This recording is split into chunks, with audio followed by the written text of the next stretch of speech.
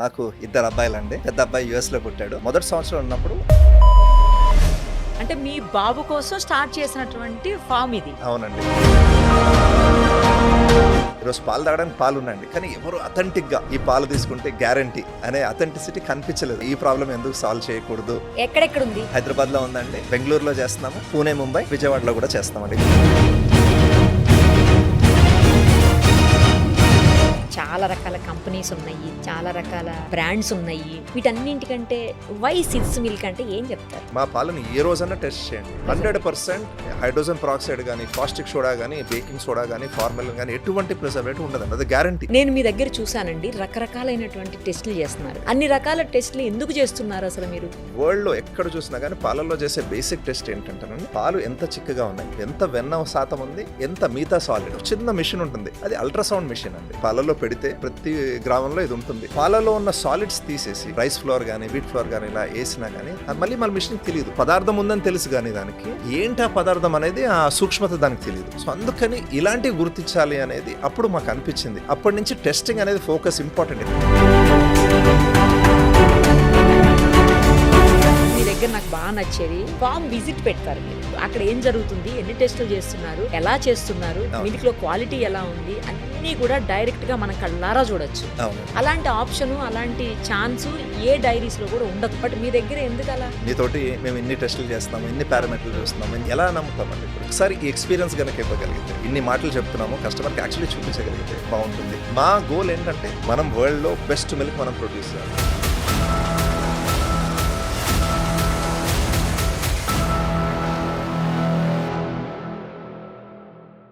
ఇవాళ రేపు ఏ ఫుడ్ చూసినా కూడా కల్తీయే. పాలైతే మరీ దారుణం. అలాంటిది పాలని గత 10 ఏళ్లుగా ఇంత కూడా కల్తీ లేకుండా స్వచ్ఛమైనటువంటి పాలని అందిస్తూ ముందుకు దూసుకుపోతున్నారు సిడ్స్ ఫామ్ వాళ్ళు. ప్రస్తుతం మనతో పాటు ఉన్నారు Sid's Farm founder, chairman Kishore గారు. ఒకసారి ఆయనతో మాట్లాడదాం. అమెరికాలో ఉన్నటువంటి ఆయన అసలు ఎందుకు ఈ ఫామ్ ని స్టార్ట్ చేశారు, ఎక్కడెక్కడున్నాయి, ఏంటి, డీటెయిల్డ్ గా ఆయన్ని అడిగి తెలుసుకుందాం. నమస్తే అండి, ఎలా ఉన్నారు కిషోర్ గారు? చాలా బాగున్నానండి. ఎలా ఉంది సిడ్స్ ఫామ్? సిడ్స్ ఫామ్ బాగుందండి, మీ అందరి ఆశీస్సులతో చాలా సపోర్ట్ అన్ని కూడా. అవునండి. ఎప్పుడైతే నేను 4 years బ్యాక్ మీ దగ్గరికి వచ్చి ఫస్ట్ టైం మీ ఇంటర్వ్యూ చేశాను, ఆ రోజు నేను మీ ఫామ్ మొత్తం చూశాను కదా, దగ్గరుండి అన్ని చూశాను. కొన్ని వందల టెస్టులు చేస్తున్నారు పాలుని. ఎందులో ఫెయిల్ అయిపోయినా సరే అలా పారబోసేస్తున్నారు పాలు. టెస్ట్ లో ఫెయిల్ అయినాయి అంటే ఆ పాలు వెళ్ళిపోతాయి బయటికి. సో ఆ రోజు నేను డిసైడ్ అయ్యాను, నాకు కూడా ఇంట్లో బాబు చిన్నోడే ఉన్నాడు. సో పాలు అంటూ తీసుకుంటే, వాడితే కంపల్సరీ ఇక్కడే తీసుకోవాలని ఆ రోజు నుంచి ఇప్పటి వరకు నేను మీ సిడ్స్ ఫామ్ మిల్కే యూస్ చేస్తున్నాను ఇంట్లో. Thank you ma'am. Me support తోటే, ఇలాగా అందరి కస్టమర్ సపోర్ట్ తోటి ఈ రోజు ఇక్కడ ఉన్నామండి. సో ఫస్ట్ ఆ గ్రాటిట్యూడ్, అక్కడ ఉన్నాము అంటే 100% మీ వల్ల ఇక్కడ ఉన్నాము. So thank you. అంటే నేను కళ్ళారా చూసానండి ఎంత స్వచ్ఛంగా పాలని మీరు మాకు అందిస్తున్నారో. నేను చూసి ఆ రోజు మనం తీసుకుంటున్న పాలు కరెక్ట్ కాదు, ఇవే కరెక్ట్ అని చెప్పేసి నేను ఆ రోజు నుంచి చేంజ్ అయిపోయా. స్టిల్ అదే, ఇంకెప్పటికీ మీదే వాడతాను, అందులో డౌటే లేదు. నాతో పాటు ఆ రోజు చూస్తున్నటువంటి మా కెమెరా పర్సన్స్ కూడా మీ మిల్కే యూస్ చేస్తున్నారు తెలుసా. Thank you. కిషోర్ గారు, అసలు మీరు ఏం చదువుకున్నారు, మీరెందుకు ఈ బిజినెస్ లోకి వచ్చారు? అంటే మీరు చదువుకున్న చదువుకి మీరు చేస్తున్నటువంటి ఇప్పుడు ఈ పాల వ్యాపారానికి ఏమైనా సంబంధం ఉందా? నేను చదువుకున్నది, పెరిగింది ఇక్కడేనండి, జేఎన్టీ దగ్గర కుకట్పల్లిలో పెరిగాను. హైదరాబాదేనా? హైదరాబాద్ అండి. 10th దాకా ఇక్కడ చదివాను. ఇంటర్మీడియట్ ఏమో little flower junior college Uppal, దాంట్లో సీట్ వచ్చిందండి. తర్వాత ఐఐటి ఖరగ్పూర్ లో 4 సంవత్సరాలు చదువుకున్నాను. దాని తర్వాత ఫుల్ స్కాలర్షిప్ మీద యుఎస్ కి వెళ్ళానండి. అక్కడ మాస్టర్స్, పిహెచ్డి చేశాను polymer science and engineering, material science లో. ఆ టైంలో ఇప్పుడు కూడా world number 1 in polymer science ఆ ఇన్స్టిట్యూట్ లో నా పిహెచ్డి చేశాను. సూపర్. అసలు తర్వాత జాబ్ ఇంటెల్ లో చేశానండి, మ్యానుఫ్యాక్చరింగ్ లో చేశాను. దెన్ ఒక రోజు ఇండియా రావడం జరిగింది. ఇంక ఇండియాలో ఉండిపోతారు కదా, ఇంకేముందండి, ఇదే మొత్తం ఫ్యామిలీ అంతా వచ్చేసారండి. అవునండి, మొత్తం ఇంకెక్కడే. ఎప్పుడు కూడా వచ్చిన తర్వాత 14 సంవత్సరాల తర్వాత ఫస్ట్ టైం యుఎస్ వెళ్ళాను విజిట్ చేయడానికి. మా ప్రొఫెసర్ రిటైర్ అయినప్పుడు కలవడానికి వెళ్ళానండి. బట్ ఏం రిగ్రెట్స్ లేవండి. సో నేను ఎప్పుడు కూడా ఐ థింక్ సిడ్స్ ఫామ్ ఏమి ఇచ్చింది అంటేనండి, ఒక స్ట్రాంగ్ పర్పస్ ఇచ్చింది నాకు. ఇట్లా ఎప్పుడు ఏదో ఒకటి కిక్ కావాలని అనుకునేవాడిని.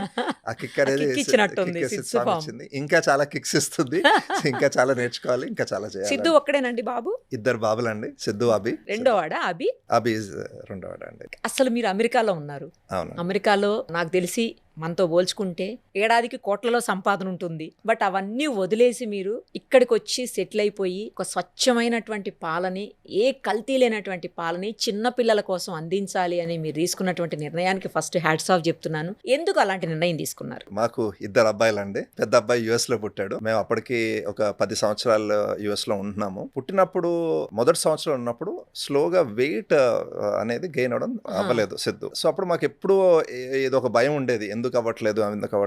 మాకున్న పీడియాట్రిషియన్ తో మాట్లాడితే ఇంకా పాలు పట్టించండి అనేవారు. వాడికి పాలిస్తుంటే తాగేవాడు కాదు.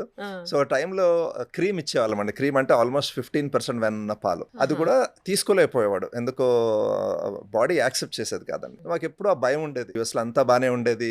అప్పటికే 6 సంవత్సరాల నుంచి వర్క్ చేస్తున్నాము, ఇల్లు కొనుక్కున్నాము, అంతా బానే ఉండేది. కానీ మా వైఫ్ హిమ, తను కూడా జాబ్ చేసింది, అప్పుడే మాస్టర్స్ చేసింది, అంతా బాగుంది అనుకున్నప్పుడు ఇది ఒక పెద్ద కన్సర్న్. అప్పుడే అనుకున్నాం ఇండియా వచ్చేదో చేద్దామని ఉండేదండి. ఈ ప్రాబ్లం ఎప్పుడైతే ఎదురైందో మనకి, ఇక్కడికి వస్తే హైదరాబాద్ వస్తే ఇద్దరు పేరెంట్స్, తన పేరెంట్స్ మా పేరెంట్స్ ఇద్దరు హైదరాబాద్ లోనే ఉంటారు. సో సపోర్ట్ ఉంటుంది, వచ్చి హైదరాబాద్ లో ఏదైనా చేద్దాం. అప్పటికి ఇంకా వ్యవసాయం ఎప్పుడు ఇంట్రెస్ట్ ఉండేదండి, ఏం చేద్దాం అన్నది అప్పటికి ఇంకా డిసైడ్ కావలేదు. వచ్చినప్పుడు ఫస్ట్ స్టార్ట్ చేసినప్పుడు హైదరాబాద్ వచ్చాము, అక్కడ ఇల్లు అమ్మేసి వచ్చేద్దామని డిసైడ్ చేస్తాము. చేస్తున్నప్పుడు ఎప్పుడు పాల కోసం చూసేవాళ్ళం. మళ్ళీ పాలు ప్రాబ్లం కదండి, మంచి పాలు తాగితే వెయిట్ గెయిన్ అవుతుంది. సో ఎప్పుడు ఆ రిలయబుల్ సోర్స్ అనేది కనిపించేది కదండి. ఎవరో ఒక అథెంటిక్ గా బ్రాండ్స్ ఉన్నాయి ఇండియా పాలలో, చాలా బిల్డ్ చేసాం. ఈ రోజు మనకి పాలు తాగడానికి పాలు ఉన్నాయండి, కానీ ఎవరు అథెంటిక్ గా ఈ పాలు తీసుకుంటే గ్యారంటీ అనే అథెంటిసిటీ కనిపించలేదు. ఎలాగే ఏదో చేద్దాం అనుకున్నా, ఈ ప్రాబ్లం ఎందుకు సాల్వ్ చేయకూడదు అనే దాంతో చిన్నగా అండి. నేను ఇనిషియల్ గా ఏమనుకున్నాను, ఎప్పుడు పెద్ద చేయాలని ఉండేది. కాకపోతే మేము చిన్న ఫామ్ పెడదాము, చెట్టు కింద కూర్చున్నాము, 1,00,000 సంపాదిస్తే బానే ఉంటుంది అన్న దాంతో స్టార్ట్ చేశాను. అంటే మీ బాబు కోసం స్టార్ట్ చేసినటువంటి ఫామ్ ఇది. అవునండి. పేరు కూడా తనదే అనుకుంటా కదా? పేరు కూడా తనదేనండి. మా వైఫ్ సజెస్ట్ చేసింది హిమ. సిడ్స్ ఫామ్ అని ఎందుకు పెట్టామంటే, ఒక ఫాదర్స్ ప్రామిస్. ఎప్పుడు మంచి వాల్యూస్ తో పెరిగామండి, మిడిల్ క్లాస్ ఫ్యామిలీలో పెరిగాము. ఒక మంచి స్ట్రాంగ్ వాల్యూస్, ఏది చేసినా బాగా చేయాలి, కరెక్ట్ చేయాలి అనే స్ట్రాంగ్ వాల్యూ తోటి ఒక ప్రామిస్, నాన్న నుంచి ఒక కొడుక్కి ఇచ్చే promise, that will produce only the best possible milk. ఆ రోజు ఆ బెస్ట్ పాసిబుల్ మిల్క్ అంటే ఏంటో పూర్తిగా తెలియదండి, ఎందుకంటే దాంట్లో చాలా ఉంది. బెస్ట్ పాసిబుల్ మిల్క్ అనేది ఒక స్టేట్మెంటే, కానీ దాంట్లో డెప్త్ స్లోగా ప్రతి సంవత్సరం బిల్డ్ చేసుకుంటూ డెవలప్ చేసుకుంటూ వచ్చాను. బట్ ఈ రోజు కూడా పనిచేసే ప్రతి ఒక్కళ్ళు కూడా ఆ డెప్త్, ఒక parents promise to a child, దాన్ని ఎలా డెలివర్ చేయాలి, దాని మీద వర్క్ చేస్తూ బిల్డ్ చేసుకుంటూ వస్తున్నామండి. సో అలాగే సిడ్స్ ఫామ్ స్టార్ట్ చేశారు. ఫస్ట్ ఎంతమంది కస్టమర్స్ ఉన్నారండి స్టార్టింగ్ లో మీరు స్టార్ట్ చేసిన కొత్త? చాలా చిన్నగా స్టార్ట్ చేసామండి. ఒక 10 మంది కస్టమర్స్ తో స్టార్ట్ చేసాము. ఏం చేసామంటే, ఒక చిన్న గ్రీన్ ఫ్లోరెసెంట్ బాగా మెరిసే ఒక ఫ్లైర్ తయారు చేసామండి. మధ్యలో చిన్న లోగో. ఆ లోగో చూస్తే ఇప్పుడున్న లోగో కొద్దిగా డిఫరెంట్. రౌండ్ లోగో ఉండేది, మధ్యలో ట్రాక్టర్ బొమ్మ ఉండేది, చిన్న పిల్లోడు ఆడుకుంటున్న బొమ్మ పెట్టి, ఇటువైపు ఆవులు ఇలా తిరిగి మేస్తాయి, ఇవి ఉంటాయి, ఎటువంటి ఇంజెక్షన్స్ ఉండవు అని ఇక్కడ ఒక 3 లైన్స్, ఇక్కడ ఒక 3 లైన్స్. ఆ పోస్టర్ ఇంట్లో వేసాము. ఒక 2 అపార్ట్మెంట్ కాంప్లెక్స్ వేసాం, గచ్చిబౌలిలో స్టార్ట్ చేసామండి. 3 నుంచి 4 కస్టమర్స్ వచ్చారు ఫస్ట్. తర్వాత తల్లి అపార్ట్మెంట్ లో కూర్చొని కస్టమర్స్ కి పాలు ఎక్స్ప్లెయిన్ చేయడం, ఆ పాలు ఒకసారి తాగమని టేస్ట్ చేసి అలా స్లోగా బిల్డ్ చేసుకుంటూ వచ్చాము. ఎవ్రీ ఇయర్ ఆ కొద్ది కస్టమర్స్ యాడ్ అవుతూ సిడ్స్ ఫామ్ స్టార్ట్ చేసినప్పుడు ఒక 1000 మంది కస్టమర్స్. 2016 ఫస్ట్ ఫామ్ చేస్తూ కంపెనీని ఎప్పుడైతే ఇన్కార్పొరేట్ చేసామో అప్పుడు ఒక 1000 మంది కస్టమర్స్ సర్వ్ చేయడం స్టార్ట్ చేసామండి. సూపర్. ఇప్పుడు ఎంతమంది ఉన్నారు? ఇప్పుడు ఇంచుమించు ఒక 70,000 మంది కస్టమర్స్ రోజు సర్వ్ చేస్తామండి. ఈ రోజు ఎక్కడెక్కడ ఉంది మన హైదరాబాద్ తో పాటు? హైదరాబాద్ లో ఉందండి, అలాగే బెంగళూరులో చేస్తున్నాము, పూణే, ముంబై, చిన్నగా విజయవాడలో కూడా చేస్తామండి. 5 సిటీస్ లో ఉన్నాం ఈ రోజు మనం. అంటే ఆల్మోస్ట్ 4 స్టేట్స్. అవునండి, అంతే కదా? అవునండి. తెలంగాణ ఇస్ అవర్ హబ్, తర్వాత ఆంధ్రప్రదేశ్, కర్ణాటక, మహారాష్ట్ర. నేను మీ దగ్గర చూసానండి, రకరకాలైనటువంటి టెస్టులు చేస్తున్నారు. అసలు మామూలుగా పాలకి టెస్టులు చేస్తారని నాకు తెలియదు. అన్ని చేయొచ్చని అసలు తెలియదు. ఏవో కొన్ని చేస్తారు, వాటి వరకు తెలుసు. బట్ ఇన్ని టెస్టులు ఉంటాయి, ఇవన్నీ చేస్తారని చెప్పేసి నాకు కాదు, అసలు చాలా మందికి తెలియదు. అవునండి. అన్ని రకాల టెస్టులు ఎందుకు చేస్తున్నారు అసలు మీరు? ఫస్ట్ అసలు టెస్ట్ చేయాలని ఎలా ఎందుకు వచ్చింది అసలు ఆలోచన? ఫస్ట్ 4 సంవత్సరాలు కస్టమర్ నుంచి వచ్చే ప్రతి ఫోన్ కాల్ నేనే ఎత్తేవాడినండి. పాలు కావాలి వద్దు అన్నా గానీ, లేకపోతే ఏమైనా పాలలో ఈ రోజు పాలు నచ్చలేదన్నా, మొత్తం ఫోన్ కాల్స్ అన్ని నేనే చేసేవాడిని. చిన్నగా స్టార్ట్ చేశాం కదండి, డబ్బులు లేవు ఎవరు హైర్ చేయడానికి. సో అప్పుడు మధ్యలో కస్టమర్ క్వశ్చన్స్, ఫీడ్బ్యాక్ ఎప్పుడు ఇన్స్టంటేనియస్ గా వచ్చేది. ఎందుకు కస్టమర్ ఫోన్ నేనే ఆన్సర్ చేస్తాను. సో ఏమొచ్చేది, కిషోర్ నువ్వు ఫామ్ లో 24 గంటలు అయితే ఉండవు కదా, మీ దగ్గర పనిచేసే వాళ్ళు నీళ్లు కలపరని నీకు ఎలా తెలుసు? ఈ క్వశ్చన్స్ వచ్చాయి. నాకు అప్పుడు అనిపించేది, ఇప్పుడు క్వశ్చన్ అడుగుతున్నారు ఎందుకంటే పాలు ఎవ్రీడే వేరేగా ఉంటుందండి. అంటే ఒక ఆవు దాని దూడ కోసం ప్రతిరోజు పాలు వేరేగా ఉత్పత్తి చేస్తుంది. ఈ రోజు ఉన్న పాలు రేపు ఒకటి కాదండి. మీరు మైక్రోస్కోప్ లో పెట్టి పాలను చూస్తే కూడా ఈ రోజు ఉన్న ఫ్యాట్ పార్టికల్ సైజు రేపు ఉన్న పార్టికల్ సైజ్ లో కొద్దిగా తేడా ఉంటుంది. ఒకటే కౌకి. ఎందుకంటే ఆ రోజు దూడకి ఏం కావాలో దాన్ని బట్టి ప్రొడ్యూస్ చేస్తుంది. వర్షాకాలంలో ఒకలా ఉంటుంది. మీకు వర్షాకాలంలో ఆవు పాలు చూస్తే ఎల్లోయిష్ కలర్ లో ఉంటాయండి. శీతాకాలం వచ్చేటప్పటికి కొద్దిగా ఎల్లోయిష్నెస్ తగ్గుతుంది. ఎండాకాలం వచ్చి ఇంకొద్దిగా తగ్గుతుంది. ప్రతిరోజు మల్టిపుల్ పారామీటర్స్ వేరేగా ఉంటాయి. ఎందుకంటే ఆ రోజు దూడ కోసం, ఇప్పుడు దూడ సిగ్గా ఉందనుకోండి, దానికోసం వేరేలా తయారు చేస్తుంది. మదర్ కి ఉన్న గ్రేట్నెస్ కదండి. పాలలో ఉన్న శ్రేష్టత ఏంటి? ఒక అమ్మ ఒక దీనికోసం తయారు చేస్తున్నది, బేబీ కోసం తయారు చేసింది. సో పాలు ఏ రోజు కాదు, కానీ కస్టమర్కి ఏంటి ఒకేలా ఉండాలి అనేది ఒక కాన్సెప్ట్ కదండి. సో మన పాలు ఒక రోజు ఒకలా ఉండే, ఒక రోజు ఉండదు. కస్టమర్ పాలు వేరేగా ఉన్నాయి, ఎవరు నీళ్లు కలిపారా అని అడిగేవారు. సో అప్పుడు అనిపించేది, అరే ఇప్పుడు నేను సైన్స్ చదువుకున్నాను, యుఎస్ లో చాలా సంవత్సరాలు ఉన్నాను, ఈ కస్టమర్ అడుగుతున్న క్వశ్చన్ ఎలా ఆన్సర్ చెప్పాలి నేను అనే దాని నుంచి ఫస్ట్ అసలు టెస్టింగ్ అనేది స్టార్ట్ అయిందండి. మీకు పాలని బేసిక్ టెస్ట్ వరల్డ్ లో ఎక్కడ చూసినా కానీ పాలల్లో చేసే బేసిక్ టెస్ట్ ఏంటంటేనండి, పాలు ఎంత చిక్కగా ఉన్నాయి, ఎంత వెన్న శాతం ఉంది, ఎంత మిగతా సాలిడ్స్ కార్బోహైడ్రేట్స్ కానీ మన ప్రోటీన్ కానీ ఎంత ఉన్నాయి అనేది ఒక చిన్న మిషన్ ఉంటుంది. అది అల్ట్రాసౌండ్ మిషన్ అండి. అదేంటంటే పాలలో పెడితే మీకు ప్రతి గ్రామంలో ఇది ఉంటుంది, ఎంత వెన్న ఉంది, ఎంత సాలిడ్స్ ఉన్నాయో చెప్తుంది. కానీ అది నిజంగా వెన్ననా ఇంకేమన్నా దానికి తెలియదు. సో అలాగా వేరే థింగ్స్ యాడ్ అయ్యే ఛాన్సెస్ ఉంటాయండి. సో అప్పుడు అరే ఇవి టెస్ట్ చేయాలి. మీరు రీసెంట్ గా ఈ కాంట్రవర్సీ గురించి కూడా వినుంటారు కదా, అనలాగ్ పనీర్, రియల్ పనీర్. అసలు ఇది ఏంటి అనలాగ్ పనీర్, రియల్ పనీర్? పాల వెన్న అండి 700 నుంచి 800 రూపాయలు ఉంటుంది పాల వెన్న కాస్ట్. చీపెస్ట్ మన నెయ్యి కొంటే బయట తక్కువ ప్రైస్ ఉన్న నెయ్యి కొన్నా కానీ 700 నుంచి 800 రూపాయలు ఉంటుందండి. అదే మీకు పామ్ ఆయిల్ 100 రూపాయల్లో దొరుకుతుంది. ఇప్పుడు మీరు పాల వెన్న తీసేసి దాంట్లో వెజిటబుల్ ఆయిల్ వేసారనుకోండి, మీకు డిఫరెన్స్ కనిపించదు. ఇదేమో 800 రూపాయలు, 700, 800 రూపాయలు, ఇదేమో 100 రూపాయలు. సో ఆ మిషన్ కూడా తెలియదు, అల్ట్రాసౌండ్ మిషన్ కూడా తెలియదు. ఎందుకంటే అది ఏం చేస్తుంది, అది వింటుంది. అల్ట్రాసౌండ్ అంటే సౌండ్ కదండి. మన ప్రెగ్నెన్సీలో అదే సేమ్ టెక్నిక్ వాడతారు. అదేంటంటే ఆ సౌండ్ వేవ్ బట్టి డిటెక్ట్ చేస్తుంది. దానికి ఇది వర్సెస్ ఇది గుర్తించలేదు అది. సో అలాగే మీరు పాలలో ఉన్న సాలిడ్స్ తీసేసి రైస్ ఫ్లోర్ కానీ వీట్ ఫ్లోర్ కానీ ఇలా వేసినా కానీ మళ్ళీ మన మిషన్ తెలియదు. ఏదో ఉంది, పదార్థం ఉందని తెలుసు కానీ దానికి ఏంటా పదార్థం అనేది ఆ సూక్ష్మత దానికి తెలియదు. సో అందుకని ఇప్పుడు ఎవరన్నా ఈ పాల వెన్నను తీసి పామాయిల్ వేయడం కానీ ఇలాంటివి చేసినప్పుడు ఆ చిన్న మిషన్ కి తెలియదండి. సో అందుకని ఇలాంటివి గుర్తించాలి అనేది అప్పుడు మాకు అనిపించింది. అప్పటి నుంచి టెస్టింగ్ అనేది ఫోకస్ ఇంపార్టెంట్. నాకు ఎలా తెలుసు, నేను రోజు 24 గంటలు అయితే ఫామ్ లో ఉండలేను. అప్పుడు అనిపించింది ఈ ప్రాబ్లమ్ సాల్వ్ చేయాలి. ఎందుకంటే కస్టమర్ కి గ్యారంటీగా ఎలా చెప్పగలం, నాకు తెలుసా గ్యారంటీగా. అప్పటి నుంచి టెస్టింగ్ అనేది ఫోకస్ చేయడం స్టార్ట్ చేసామండి. ఫస్ట్ ఒక 3-4 పారామీటర్లు. పాలలో ఎటువంటి ఉప్పు లాంటి పదార్థాలు లేవు, పాలల్లో స్టార్చ్ లాంటి పదార్థాలు లేవు, ఈ వెన్న ప్యూరా కాదా, ఇక్కడ నుంచి స్టార్ట్ చేసి ఏమైనా ప్రిజర్వేటివ్స్. నేను సింపుల్ చిన్న చిన్న టెస్ట్లు అండి. మనం బేసిక్ కెమిస్ట్రీ చేస్తే, హై స్కూల్ కెమిస్ట్రీ, మేము హ్యాబిట్స్ వెళ్ళి స్కూల్లో ఎక్కడైతే మనం కెమికల్స్ స్కూల్స్ ఎక్కడి నుంచి అయితే కెమికల్ అక్కడికి వెళ్ళి FSSAI క్లియర్ మాన్యువల్స్ ఉన్నాయండి. ఇప్పుడు సాల్ట్ ఎలా డిటెక్ట్ చేయాలి, హైడ్రోజన్ పెరాక్సైడ్ అనే ప్రిజర్వేటివ్ ఎలా డిటెక్ట్ చేయాలి, కాస్టిక్ సోడా కలిస్తే ఎలా డిటెక్ట్ చేయాలి, మీరు క్లియర్ మాన్యువల్స్ FSSAI.gov.inకి వెళ్తే ఈచ్ ఆఫ్ దీస్ పదార్థాలు ఎలా డిటెక్ట్ చేయాలో సింపుల్ టెస్ట్ ఉన్నాయి.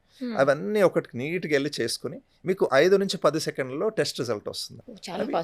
అలాగా స్లోగా స్టార్ట్ చేసుకుంటూ నెమ్మదిగా డెప్త్ బిల్డ్ చేయడం స్టార్ట్ చేసామండి. ఇప్పుడు ఎన్ని రకాల టెస్ట్లు చేస్తున్నారు పాలకు? మేము ఫస్ట్ ఈ థిక్నర్స్ అనే పదాలు, పాలను చిక్కగా చేసే పదార్థాలు ఒక 5 నుంచి 6 టెస్టులు చేస్తామండి. Sugar, salt, urea, starches, melamine ఇలాంటి ఏమైనా పదార్థాలు ఉన్నా కానీ ఫస్ట్ డిటెక్ట్ చేస్తాం. అదే కేటగిరీలో ఆయిల్ నాణ్యత, అదే ఫ్యాట్ నాణ్యత, అంటే నిజంగా ప్యూర్ పాల వెన్ననా ఇంకేమైనా ఆయిల్ కలిసింది, అదొక టెస్ట్ చేస్తాం. తర్వాత పాలు మనకి ఎలా పోషకాహారమో అండి, అలాగే బ్యాక్టీరియా కూడా ఆహారం. నేచర్ ఎలా తయారు చేస్తుందండి పాలని, అప్పుడే తాగడానికి ట్రై చేస్తుంది. అమ్మ దగ్గర నుంచి దూడ వెంటనే తాగుతుంది, మనం తర్వాత తాగుతాం. సో ఆ టైంలో బ్యాక్టీరియా కూడా పాలను తినడం స్టార్ట్ చేస్తాయండి. సో ఎవ్రీ గంట పాల క్వాలిటీ తగ్గిపోతుంటది. దేనివల్ల? బ్యాక్టీరియా వల్ల. పాలలో ఏదైతే కార్బోహైడ్రేట్ ఉందో, లాక్టోజ్ అంటాం దాన్ని, ఆ లాక్టోజ్ ని బ్యాక్టీరియా ఏం చేస్తాయంటే యాసిడ్ కింద మారుస్తాయి. యాసిడ్ అనేది పుల్లగా ఉంటుంది కదా, అందుకని పాలు పుల్లగా పగిలిపోతాయి. దేనివల్ల? బ్యాక్టీరియా వల్ల. బ్యాక్టీరియా ఎందుకు పెరుగుతున్నాయి? పాలలో ఉన్న ఆహారం కోసం వస్తున్నాయండి, పాలలో ఉన్న ఎనర్జీ కోసం వస్తున్నాయి. మనకు కూడా అదే ఇచ్చేది ఆహారం. కానీ మీరు వదిలేశారనుకోండి దాన్ని, నెమ్మదిగా పాలు ఇరిగిపోతాయి.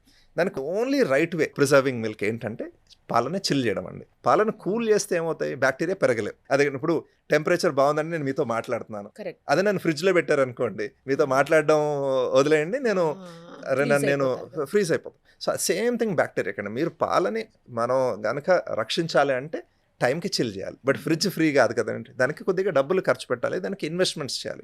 సో ఎంత ఫాస్ట్గా పాలని కనుక మనం చిల్ చేస్తే అంత క్వాలిటీ బాగుంటుందండి. సో ఇక్కడ ఒక మేజర్ ఇన్వెస్ట్మెంట్ చేయాలి. ఫస్ట్ రైతుకు ఒక రైట్ ప్రైస్ ఇవ్వాలండి. సెకండ్ టెస్ట్ ఇదొకటి టెస్ట్ చిల్ ఇది చాలా చాలా ఇంపార్టెంట్. ఈ 3 థింగ్స్ గనక చేయగలిగితే మనం వరల్డ్ స్టాండర్డ్ మిల్క్ అనేది ప్రొడ్యూస్ చేయగలమండి. ఇప్పుడు ఎన్ని రకాల టెస్ట్లు అన్నారు? నేను ఆ రోజు చూసినప్పుడు 45 టెస్టులు చూశాను నేను. అవునండి. సో అదే లెవెల్ ఆఫ్ టెస్ట్ బట్ చాలా డెప్త్ లో. ఇప్పుడు నేను ఇందాక ఫస్ట్ థిక్నర్స్ గురించి చెప్పాను కదా, ఒక 6 థిక్నర్స్ గురించి చెప్పాను. తర్వాత ప్రిజర్వేటివ్స్ టెస్ట్ చేస్తామండి. హైడ్రోజన్ పెరాక్సైడ్ కానీ, కాస్టిక్ సోడా కానీ, బేకింగ్ సోడా కానీ, ఫార్మలిన్ ఇలాంటి ప్రిజర్వేటివ్స్ నెక్స్ట్ ఐ టెస్ట్ చేస్తామండి.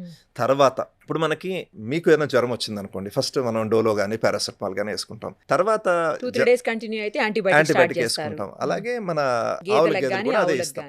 సో నెక్స్ట్ డిటెక్ట్ చేసేవి ఈ యాంటీబయాటిక్. ఒక 7 రకాల యాంటీబయాటిక్స్ చూస్తామండి.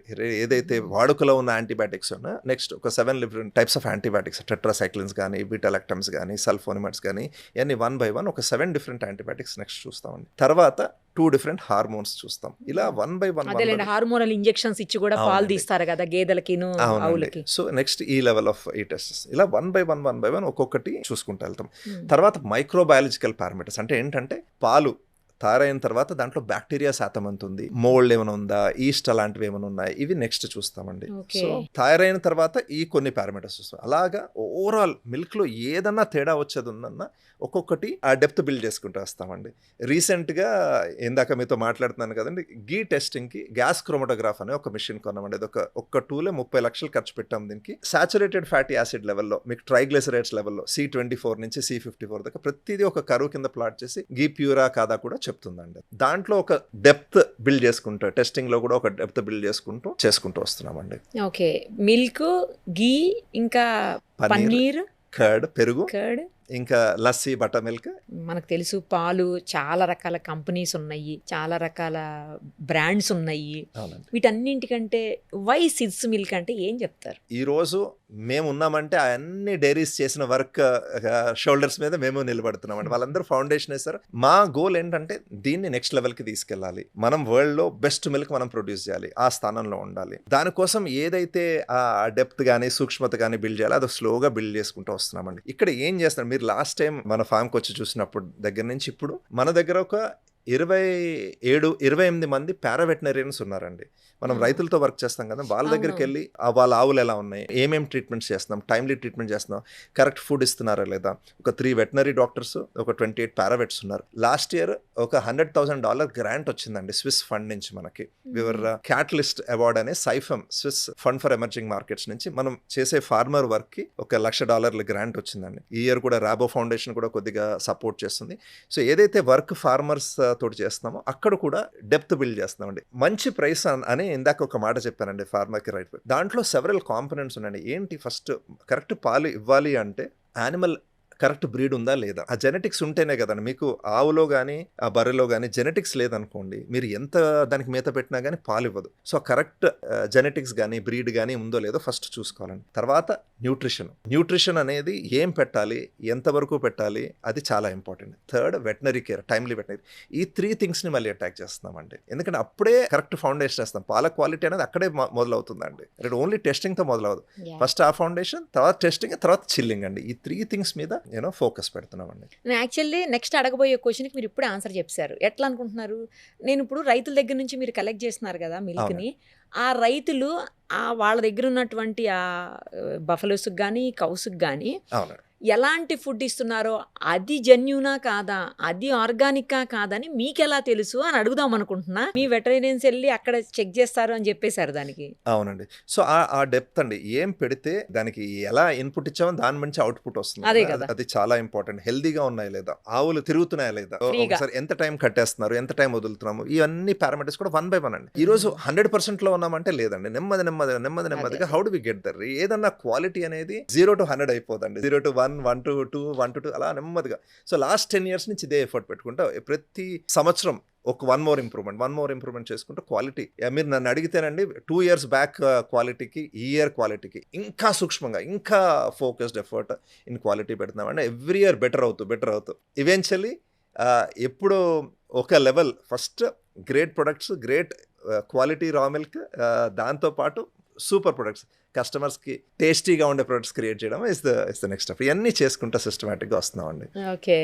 అయితే ఇప్పుడు నాకు ఎవరో చెప్పారండి ఏంటంటే ఇప్పుడు పాలు పగిలిపోకుండా ఇరిగిపోకుండా ఉండాలి అంటే చిల్ చేయాలి. అవునండి. కానీ ఆ చిల్ చేయడానికి కూడా దాంట్లో కెమికల్స్ వాడితేనే అవి 3 days 4 days మనం యూజ్ బై డేట్ పెడతారు అన్నిటికీ కూడా. అవునండి. చాలా కంపెనీస్ కి ఈ రోజు కొన్నామంటే రేపటితో యూజ్ బై డేట్ ఉంటుంది. అవునండి. బట్ మన దానికి వచ్చేసి 3 days 4 days ఉంటుంది యూజ్ బై డేట్. అవునండి. కానీ అలా ఉండాలి అంటే కూడా కెమికల్ యూజ్ చేస్తేనే ఉంటాయి, లేకపోతే ఆ పాలు నిలవ్వు, వాళ్ళు అందులో ఆల్రెడీ మిక్స్ చేసేస్తారు అని చెప్పారు.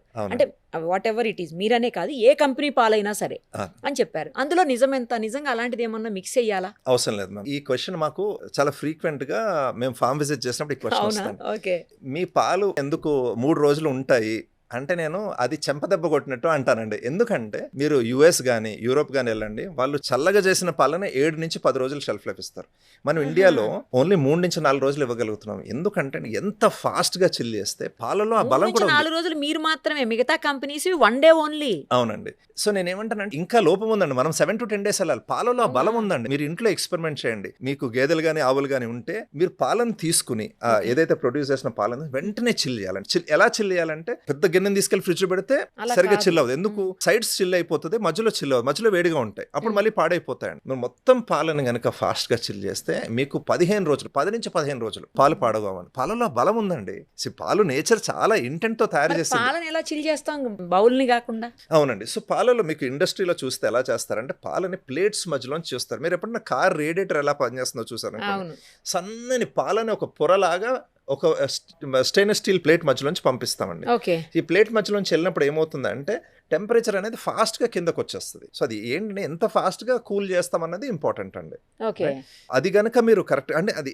కానీ నేను ఏమంటున్నానంటే ఎంఫసిస్ ఆవు దగ్గర నుంచి వచ్చిన వెంటనే మీకు ఆవు మీరు ఎప్పుడన్నా పాలు పిండినప్పుడు చూస్తే పాలు వెచ్చగా ఉంటాయి. అవును, చాలా వేడిగా ఉంటాయి. చాలా వేడిగా ఉంటాయి కదండి. మీరు పాలు ఇంట్లో పెరుగు గనక తోడు పెడితే ఏ టెంపరేచర్ లో తోడు పెడతామండి? కాస్త వేడిగానే పెట్టాలి. ఎందుకు వేడిగా తోడు పెడతాము? ఆ టెంపరేచర్ మీరు ఎప్పుడన్నా మెజర్ చేస్తే గోరు వెచ్చని అంటాం. 1 2 3 మన గోరు కాలాలి అంటామండి. ఆ టెంపరేచర్ మీరు థర్మామీటర్ పెట్టి చూస్తే 40 నుంచి 42 డిగ్రీల మధ్యలో గోరు వెచ్చని అంటాం. ఆ టెంపరేచర్ ఎందుకు తోడు పెడతామంటే అప్పుడు బ్యాక్టీరియా అనేది మంచి బ్యాక్టీరియా, పెరుగులో ఉన్న మంచి బ్యాక్టీరియా ఆ పాలను తోడుపెట్టడానికి ఆ టెంపరేచర్ ఇంపార్టెంట్. బ్యాక్టీరియా ఫాస్ట్ గా పెరుగుతాయండి. మీరు అదే పాలు పిండినప్పుడు టెంపరేచర్ చూసారనుకోండి, అది కూడా 38-39 డిగ్రీలు ఉంటుంది. అప్పుడు కూడా పాలు బికాస్ దాని బాడీలోంచి వస్తున్నాయి కాబట్టి ఆ టెంపరేచర్లో వస్తాయండి. ఆ టెంపరేచర్ బ్యాక్టీరియా ఫాస్ట్ గా పాలను తింటూ ఉంటాయి. So only way to preserve. అందుకని ఏమంటున్నానంటే పొట్టలోంచి వచ్చిన పాలు 38-39 డిగ్రీలు ఉన్నాయి కదండి, దాన్ని ఎంత తొందరగా 4 తీసుకొస్తారని చాలా ఇంపార్టెంట్. బయట చాలా సేపు ఉన్నాయనుకోండి, 2-3 గంటలు ఉన్నాయనుకోండి, సగం లైఫ్ అయిపోయింది. 6 గంటలు ఉన్నాయనుకోండి, ఒక డేకి లైఫ్కి వచ్చేసింది. మీరు 2-3 గంటల్లో చిల్ చేశారనుకోండి దాన్ని 3 నుంచి 4 రోజులు, మీరు 6 గంటల్లో చిల్ చేశారనుకోండి ఒక రోజే షెల్ఫ్ లైఫ్ ఇవ్వగలరు. సో అది సీక్రెట్ అండి. ఎంత ఫాస్ట్ గా 39 డిగ్రీల్లో దాని బాడీలోంచి బయటకు వస్తున్నాయి, దాన్ని ఎంత ఫాస్ట్ గా 4 డిగ్రీలకి తీసుకొస్తే అంత లైఫ్ ఉంటుంది. మీకు వెస్ట్లో ఏమవుతాయంటే పెద్ద పెద్ద ఫార్మ్స్ ఉంటాయి కాబట్టి అండి, లార్జ్ ఇన్వెస్ట్మెంట్స్ పెడతారు కాబట్టి దాని పార్లర్లోంచి పాలు పిండుతూనే పాలు బయట దాని పొదుగులోంచి పాలు వస్తూనే ఇమీడియట్ నెక్స్ట్ 1 or 2 minutes లో చిల్ అయిపోతున్నాయి అక్కడ. అందుకని వాళ్ళు ఇవ్వగలుగుతున్నారు. మనకి కొద్దిగా టైం పడుతుంది మన దగ్గర రావడానికి. మాకు కూడా మేము కూడా ఒక 2-3 గంటలు పెట్టుకుంటామండి టార్గెట్. మీరు ఆ టైం పెరిగే కొద్ది. సో మేము సో ఈ ప్రాబ్లమ్ సాల్వ్ చేయడానికి మా దగ్గర ఒక 25 farm level milk chilling stations ఉన్నాయండి. అంటే కొన్ని ఫార్మ్స్ లో పిండిన వెంటనే విలేజ్ లెవెల్లో పాలు వచ్చిన వెంటనే ఫస్ట్ స్టెప్ లో చిల్ అయిపోవాలి. దీంతో పాటు ఇంకొక 22 చిల్లింగ్ స్టేషన్స్ ఉన్నాయి. ఓవరాల్ ఈ ఇన్ఫ్రాస్ట్రక్చర్, ఈ ఇన్వెస్ట్మెంట్స్ చాలా ఇంపార్టెంట్ అండి. మీరు ఎంత ఫాస్ట్ గా మీరు పాలని చిల్ చేస్తామన్నదే దాన్ని బట్టి క్వాలిటీ ఆఫ్ మిల్క్ సెట్ అవుతుందండి. సో ఇది ఇంపార్టెంట్ స్టెప్. మీరు అన్నట్టు అక్కడ ఉందండి secret.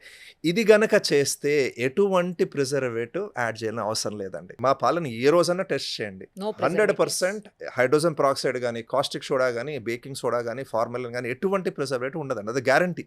There is no reason for us to exist and in case మేము ప్రిజర్వేటివ్ చేయాలంటే.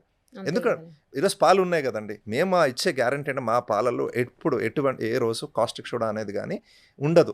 Caustic soda is a common preservative అండి. ఇప్పుడు పాలు ఇరిగిపోతున్నాయి, ఎలా ఇరిగిపోతున్నాయండి? యాసిడ్ తయారై ఇరిగిపోతున్నాయి అంటాం.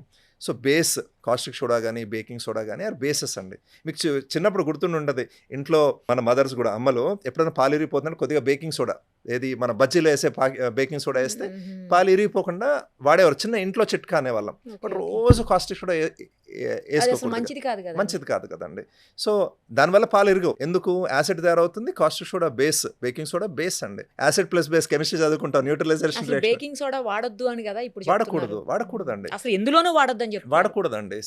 బట్ మీకు చూస్తే ప్రతి ఫుడ్ ఫ్యాక్టరీలో ఇవి ఉంటాయి. ఎందుకు? They are great cleaning chemicals అండి. మీరు క్లీనింగ్ కి వాడే క్లీనింగ్ ఓకే, నేను అనేది ఫుడ్ 100% పార్టికల్స్ లో కానీ రాకూడదండి, ఫుడ్ 100% అంటే ప్రిపరేషన్ లో కానీ దేంట్లో కూడా అసలు బేకింగ్ సోడా యూస్ చేయొద్దు అవసరం అంటున్నారు. లేదండి. పాలల్లో ఎస్పెషల్లీ అవసరం లేదు. ఆ గ్యారంటీ ఏ రోజు కూడా, ప్రతిరోజు ఆ డెప్త్ అండి. డెప్త్ అనేది ఏంటి? ప్రతిరోజు ఏ రోజన్నా కస్టమర్ మాకు ఆ ట్రస్ట్ చేసి అది ఇస్తున్నారు కదా, దాన్ని ఎలా చేయాలి, ఆ డెప్త్ ఎలా బిల్డ్ చేయాలి, ఎవ్రీడే ఈ టెస్ట్లో 100% పాస్ కావాలి. సో దానికి ఏదైతే ఆ ల్యాబ్ టీమ్ పీపుల్ అందరూ మోటివేటెడ్ పీపుల్, ఎందుకు ఈరోజు అందరూ సెల్స్ ఫామ్ కోసం ఆ టీం అంతా ఎందుకు పనిచేస్తారంటే ఈ వాల్యూస్ కోసమేనండి. Because they personally believe in these values, కాబట్టి ఆ డెప్త్ బిల్డ్ చేస్తున్నామండి. మీ దగ్గర only cow milk and buffalo కూడా ఉంది కదా, బఫ్లో రెండు ఉన్నాయి కదా. అవునండి. రెండు కూడా మీరు బయట రైతుల దగ్గర నుంచి తీసుకుంటారా అండి, లేకపోతే మన ఫామ్ లో ఏమన్నా ఉన్నాయా? మేము ప్రొడ్యూస్ చేసేది less than 1% of the milk అండి. మేము ఒక 3 ఫార్మ్స్ రన్ చేస్తాం. అందులో బర్రెలు కూడా ఉన్నాయా, లేకపోతే ఓన్లీ ఆవులేనా? ఆవులు ఉన్నాయి, బర్రెలు ఉన్నాయి. హైదరాబాద్ లో ఒక ఫామ్ ఉందండి మనకు, అలాగే పూణేలో ఒక ఫామ్ ఉంది, మన బెంగళూరులో కూడా ఒక ఫామ్ ఉంది. 3 చిన్న ఫార్మ్స్ ఉన్నాయండి. బట్ ఒకటి ఏం చేస్తామంటే ప్రతి 40 లీటర్ క్యాన్ లో మాకు ట్రేసబిలిటీ ఉందండి. ఈ రోజు మీరు మా క్వాలిటీ రిపోర్ట్ చూస్తే, మీకు సపోజ్ మీకు ఈ రోజు ఒక బ్యాచ్ ఆఫ్ మిల్క్ వచ్చినాయండి, దాన్ని ఆ బ్యాచ్ ని మీరు quality.setsfarm.com వెళ్తే అది రిపోర్ట్ ఇస్తుంది. ఈరోజు ఏ టెస్టులు పాస్ అయింది ఆ రిపోర్ట్ ఇస్తుందండి. దాంతోపాటు ఈరోజు ఎన్ని పాలు రిజెక్ట్ చేసాము, ఈరోజు ఒక 1000 లీటర్లు రిజెక్ట్ చేస్తాం అని చూపిస్తుంది. దాని కింద ట్రేసబిలిటీ కూడా ఒక 6 నెలల సంవత్సరంలో చూపిస్తుంది. ఈరోజు మాకు తెలుసండి, ఇప్పుడు ఇన్ని పాలు రిజెక్ట్ చేసామంటే ఏ విలేజ్ లో ఏ క్యాన్ లో ఏం టెస్ట్ ఫెయిల్ అయింది అనేది ఆ ట్రేసబిలిటీ మా దగ్గర ఈరోజు ఉందండి. సో ఆ డెప్త్ అనేది బిల్డ్ చేస్తున్నాం. సో మీకు ఏ 40 లీటర్ క్యాన్, ప్రతి 40 లీటర్ క్యాన్కి ఒక నెంబర్ ఉంటుందండి. ఆ 40 లీటర్ క్యాన్కి ఏ క్యాన్ ఫెయిల్ అయింది అనేది అనే ట్రేసబిలిటీ మన దగ్గర ఉందండి. మరి ఆ రైతు దగ్గర మళ్ళీ కొంటారా మీరు, లేకపోతే వాళ్ళని వార్న్ చేస్తారా, లేకపోతే ఎట్లా? గ్రేట్ క్వశ్చన్ అండి. ఫర్ ఎగ్జాంపుల్ జనరల్గా ఏమంటామంటే థిక్కనర్స్, పాలను చిక్కగా చేసే పదార్థాలు కానీ ప్రిజర్వేటివ్స్ కానీ నోను అండి, అవి కంపల్సరీ చేయకూడదు. ఎందుకు? ఫెయిర్ ప్రైస్ ఇస్తున్నాము, చేయాల్సిన అవసరం లేదండి. థర్డ్ థింగ్, యాంటీబయాటిక్స్ దగ్గరకు వచ్చేటప్పుడు ఒకసారి మెడికల్ ఎమర్జెన్సీ ఉండొచ్చండి. ఇప్పుడు ఆవుకి ఏదైనా ట్రీట్ చేయాలి, కానీ ఆ పాలని సెపరేట్గా ఇవ్వండి, కలిపి తీసుకురావద్దు. కలిపి తీసుకురాకుండా సెపరేట్గా ఇస్తే వి స్టిల్ పే అండి. ఎందుకు? కలిపి సాల్వ్ చేయాలి ప్రాబ్లం. యాంటీబయాటిక్ అనేది మనము తాగకూడదు, రైతు తాగకూడదు, ఎవరు తాగకూడదు, కస్టమర్ తాగకూడదు, రైతు ఎవరు తాగకూడదు. సో అవేర్నెస్ బిల్డ్ చేస్తున్నాం. ఆ పాలు ఏదైతే ఈరోజు, కానీ దీనివల్ల అడ్వాంటేజ్ ఏంటంటే మీరు ఇప్పుడు మీకు ప్రాబ్లీ ఫామ్ లో ఒక 40 లీటర్లు ప్రొడ్యూస్ చేస్తున్నారు. దాంట్లో ఒక ఆవు కానీ ఒక గేదె కానీ 2 లీటర్లు మీరు పిండారు, దానికి ఇంజెక్షన్ ఇచ్చారు, ఎమర్జెన్సీ మెడికల్ రీజన్ కి ఇచ్చారు. ఆ 2 లీటర్లను సెపరేట్ చేస్తే చాలు. ఆ 2 లీటర్లు తీసుకొచ్చి మీరు మొత్తం 40 పోవాలి. సో ఆ విధంగా ట్రేసబిలిటీ బిల్డ్ చేస్తాం. So but every 40 litre can లో ఏ యాంటీబయాటిక్ ఫెయిల్ అయింది, ఈ ఫెయిల్ అయింది, మాకు we have that data and work చేస్తాం వాళ్ళతోటి. ఇప్పుడు ఆ 2 లీటర్స్ సపరేట్ గా తెప్పించి వాటికి పే చేస్తారు, అవి తీసుకెళ్ళి మీరేం చేస్తారు? మేము అది ఈ రోజుకి అది యావరేజ్ గా మా దగ్గర ఒక 1000 లీటర్స్ దాకా ఉంటుందండి. అట్లా వస్తాయా? కానీ అది ఇటువైపు సిట్స్ ఫామ్ లో కస్టమర్ పాలలోకి రావాలండి. ఎవరొకళ్ళు దాన్ని వేరే పర్పసెస్ కి యూజ్ చేస్తారు. అది ఎంటైర్లీ పాలు గనక ఎరిగిపోయే స్టేట్ ఎలా ఉంటే 100% డ్రైనేజ్ పారబోయాలి, ఈటీపీలోకి వెళ్తాయండి. బట్ ఈ పాలు, ఇలాంటి యాంటీబయాటిక్ పాలు, ఇలాంటివి ఉన్న పాలు అయితే ఎవరొకళ్ళు వేరే వాళ్ళు వచ్చి అదే కొనుక్కు పట్టుకెళ్తారండి. అది బట్ మన కస్టమర్కి వెళ్ళే పాలల్లో ఆ సైకిల్లో కలవదు బేసికల్. రైట్. ఈ పన్నీర్ విషయానికి వస్తే, నేను పన్నీరు ప్రిపరేషన్ కూడా చూశాను మీ దగ్గర. బట్ నార్మల్ గా పన్నీరు, అనలాగ్ పన్నీర్ అని ఈ మధ్యన బాగా వింటున్నాము. తర్వాత వాటిని ఈ మధ్యనే ఫుడ్ సేఫ్టీ ఆఫీసర్స్ కూడా చాలా చోట్ల వాటిని పట్టుకున్నారు, కల్తీ పన్నీరు అని చెప్పేసి. అయితే అన్లాగ్ పన్నీర్ కి పర్మిషన్స్ ఉన్నాయంట, కానీ అన్లాగ్ పన్నీర్ ని తయారు చేసే ఆ ఏదైతే మెథడ్ ప్రిపరేషన్ ఉంటుందో అందులో తేడా చేస్తున్నారు అని చెప్పేసి వాళ్ళు రైడ్ చేశారు, వాళ్ళని మీద కేసులు బుక్ చేశారు. పనీర్ అనేది గనక అనాలి అంటే పాలతో చేసిన పదార్థాలు అయితేనే పనీర్ అనాలి, లేకపోతే దానికి వేరే పేరు పెట్టడం అనలాగ్ పనీర్ అని సెపరేట్ గా రాయాలి. కానీ అలా రాయరు. అంటే అది చేంజ్ చేసుకోవాలండి. ఇప్పుడు అనలాగ్ పనీర్ అని అంటే ఏంటంటే టిపికల్ గా పాలలో ఉన్నది, పాల వెన్నని తక్కువ కాస్ట్ తోటి వెజిటబుల్ ఆయిల్ తో చేస్తే, పాల వెన్న అనేది 700 నుంచి 800 రూ. 800 కేజీ అండి, ఆర్ రూ.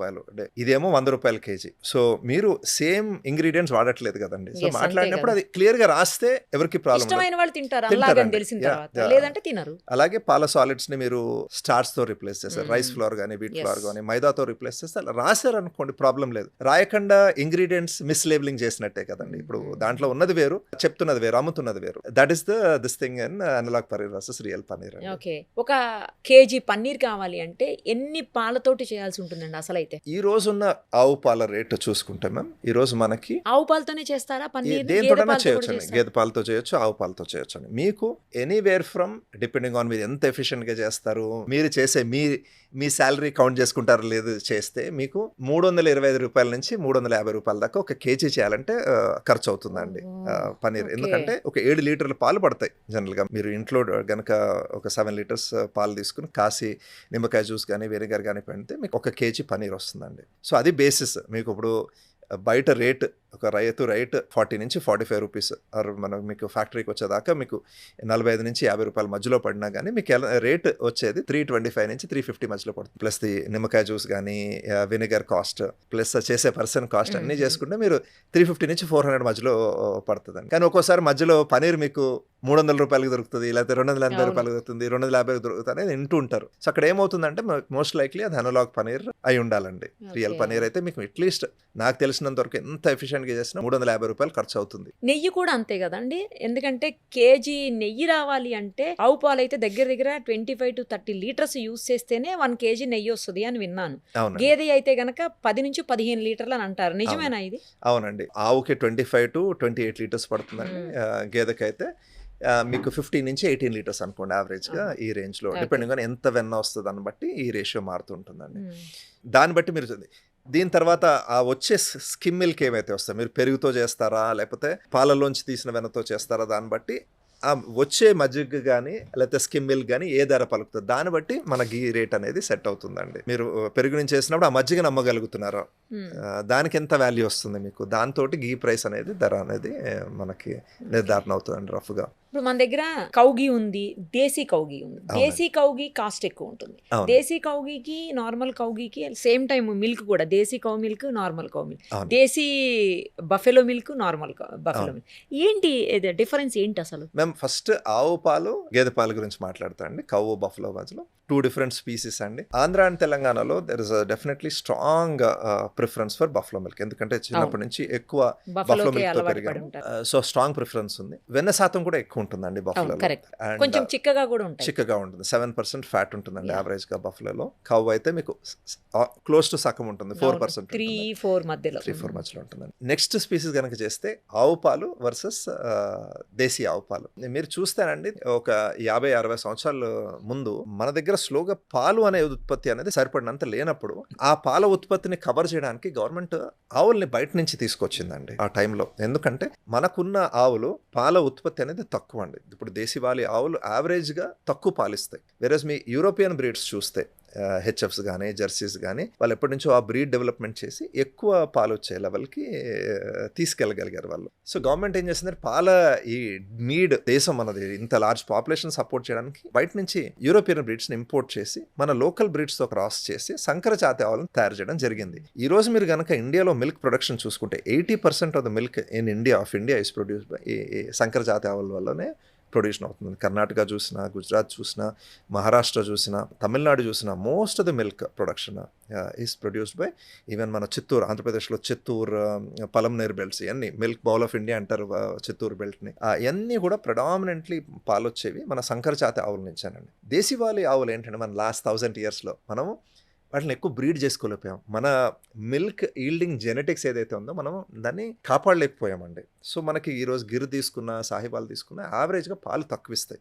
మేత అనేది ఒకటే తింటాయి, ఎందుకంటే దాని బాడీ వెయిట్ సపోర్ట్ చేయడానికి ఇంత మేత అనేది తినాలి. 40 కేజీల మేత, 30 నుంచి 40 కేజీల మధ్యలో గడ్డి పెట్టాలి దానికి, దాంతో పాటు అది పెట్టాలి. కానీ వచ్చే పాల క్వాంటిటీ మాత్రం తక్కువ అండి. ఈరోజు బెస్ట్ ఈల్డింగ్ గిర్స్ హైవాల్ తీసుకున్నా మీకు యావరేజ్గా మీరు చూసుకుంటే 6 నుంచి 8 లీటర్లు పాలు వస్తాయండి సంవత్సరం పొడుగునా చూసుకుంటే. అదే మీకు సంకర జాతి ఆవు 15 నుంచి 20 లీటర్లు ఇస్తుంది. సో రైతనే అతను టిపికల్గా నేను పడే కష్టానికి నాకు వాల్యూ దేంట్లో వస్తుందో చూసుకుంటారండి. సో ఆ విధంగా దేశీవాలి ఆవులు ఎందుకు ప్రైస్ ఎక్కువ అంటే తక్కువ, ఈరోజు పాలు తక్కువ ఇస్తాయి. సో అందుకని దాని రేట్ ఎక్కువ అండి. ఇట్స్ ప్యూర్లీ ఆ ప్రొడక్షన్ కెపాసిటీ తక్కువ కాబట్టి, బట్ సేమ్ ఎఫర్ట్ పడుతుంది. ఇంతేమంది మనుషులు పడతారు, అంతే పడతారు, వచ్చే పాలు క్వాంటిటీ తక్కువ అండి, అందుకని రేట్ ఎక్కువ. అలాగే గీ కూడా పాలు తక్కువ కాబట్టి గీ రేట్ ఎక్కువ అండి. కామన్గా మార్కెట్లో ఈ A1 A2 గురించి ఇది మాట్లాడతారండి, ఇది ఒక another large concept.